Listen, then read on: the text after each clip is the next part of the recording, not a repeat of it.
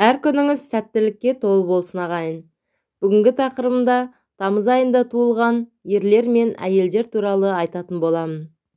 Мінез ерекшелігіңіз туған айыңыздың сипаттамасына сәйкес келе ме? Әлде үйлеспей ме? Ғылыми зерттеушілердің айтуынша, әр айдың адам ағзасы мен психологиясына, әлеуметтік жағдайына әсері болады екен. Тамыз айында туған адамдар әсершіл, бірбеткей, қуатты болады. Еңбегі жемісті, бірақ кейде аңғалдығы да бар. Әйелдер өзіне өзі сенімді, қайратты, бірақ уайымшыл, кек сақтамайды. Үй шаруасына пысық.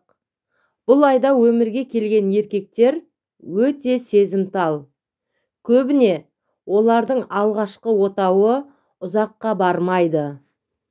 Айналасындағылардан мақтау күтетіндіктен өзін сынағанды жек көреді. Өздері онша тұрақты болмаса да, әйелдерін қатты қызғанады. Тамыз айында туған жандардың бойында өзімшілдік пен мейірімге тола үлкен жүрек тоғысатын ғажап қасиет бар. Олармен ұрысып, уақытыңызды зая кетірмегеніңіз жөн. Ертелі-кеш бәрібір жеңері анық. Бұл айда дүниеге келу бақыты бұйырған қыздар әзіл қалжыңды ұнатқанымен өзін келемеждегенді суқаны сүймейді. Абайсызда шамына тиген болсаңыз, бірнеше еселеп қайтатын қарымына да дайын болғайсыз.